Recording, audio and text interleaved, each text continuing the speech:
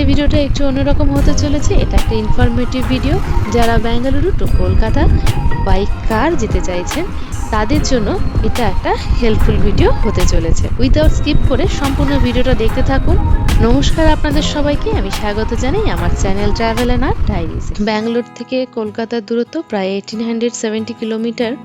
তো চলুন আমি ম্যাপের সাহায্যে আপনাদের ব্যাপারটা বুঝিয়ে দিই।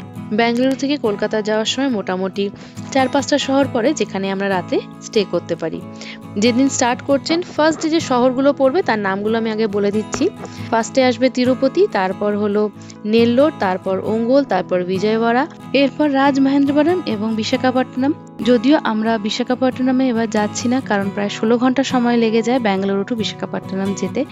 তো সেই জন্য এটা নেক্সট ডেতে আমরা করব, সেকেন্ড ডেতে। তবে আপনারা যদি কমফোর্টেবল থাকেন জার্নিতে তবে আপনারা যেতেই পারেন। আর বিশাখাপট্টনমে খুব ভালো ভালো হোটেল রয়েছে।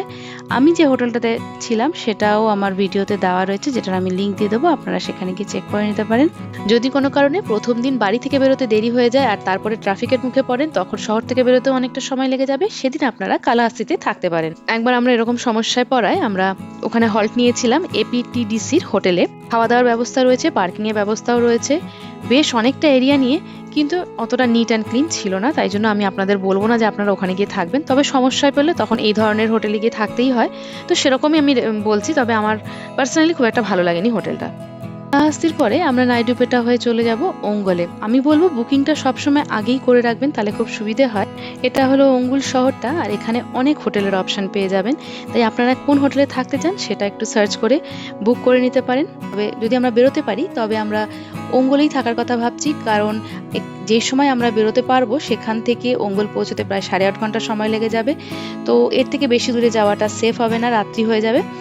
আরেকটা ইম্পর্টেন্ট পয়েন্ট হলো, আপনারা যখন কোথাও হোটেল নেবেন সেই জায়গাটা সম্বন্ধে একটা ধারণা তৈরি করার জন্য গুগল স্ট্রিট ভিউ ইউজ করবেন। এই স্ট্রিট ভিউ করার সময় আমরা যেগুলো মাথায় রাখি সেটা হলো হাইওয়ের ওপরে হোটেলটা আছে কিনা, রাস্তা চওড়া কিরকম যাতে গাড়ি ঢোকাতে বা বের করতে অসুবিধে না হয়, আর লোকালয়টা কিরকম সেটা একটা পয়েন্ট থাকে। যেটা ভীষণ ইম্পর্টেন্ট সেটা হলো গাড়িটাকে সিকিউর ভাবে রাখতে পারবো কিনা। ওঙ্গল আসার পরে অনেকগুলো ছোট ছোট শহর আসবে। Next best option for night stay সেটা হলো বিজয়ওয়াড়া। কিন্তু শহরটা ক্রস করে গিয়ে যেখানে এয়ারপোর্ট আছে সেই এরিয়ায় প্রচুর হোটেল রয়েছে, সেখানকার হোটেলে থাকার চেষ্টা করবে। তাতে সুবিধে আরেকটা হবে যে পরের দিন যখন আবার বেরোবেন তখনও সময়টা কিছুটা বাঁচবে। এই ধরনের এরিয়ায় আমরা হোটেল নেওয়া একটু অ্যাভয়েড করি। এই জায়গাটা দেখে মনে হচ্ছে এটা লোকালয়ের বাইরে। আপনারাও যখন হোটেল নেবেন এসব একটু ভেবেচিন্তে তারপর হোটেল বুক করবেন।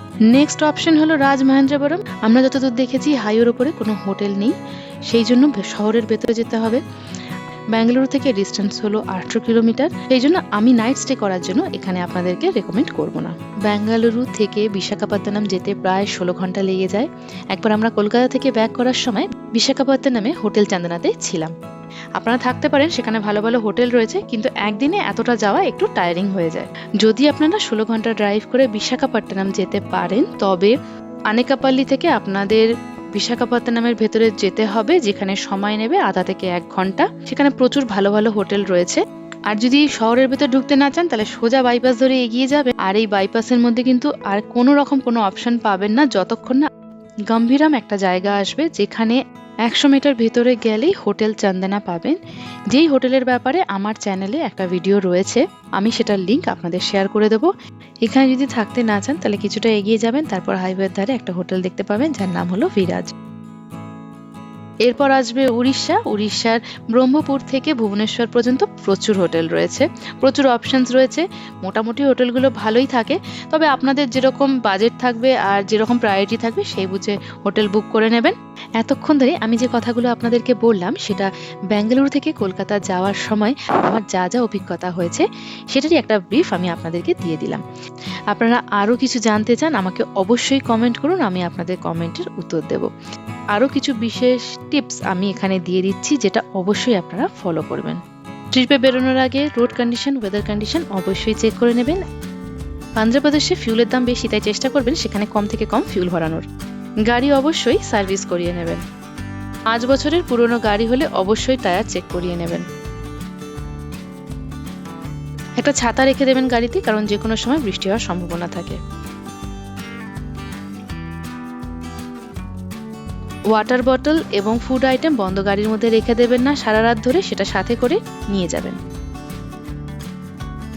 আপনাদের হেলথ কন্ডিশনের ওপরে যে সমস্ত মেডিসিন আপনাদের ইম্পর্টেন্ট হবে সেটা নিতে কিন্তু একদম ভুলবেন না। আমি কিছু পয়েন্ট এখানে আপনাদেরকে মেনশন করলাম, তাছাড়া আরও অনেক ইম্পর্টেন্ট পয়েন্টস রয়েছে যেটা আপনারা পজ করে ভিডিওতে দেখে নেবেন। আজকের মতো ভিডিওটা এখানেই শেষ করছি। আশা করব এই ভিডিওটা আপনাদের জন্য হেল্পফুল হবে। আপনাদের কাছে আমার একটা অনুরোধ, যদি আমার ভিডিও আপনাদের ভালো লেগে থাকে তবে অবশ্যই সাবস্ক্রাইব করবেন, লাইক আর শেয়ার করতে ভুলবেন না। দেখা হচ্ছে আবার পরবর্তী ভিডিওতে। আর খুব সাবধানে গাড়ি চালাবেন, তবেই কিন্তু এই আনন্দের মুহূর্ত আনন্দের হয়ে থাকবে। ভালো থাকবেন, সুস্থ থাকবেন। ধন্যবাদ।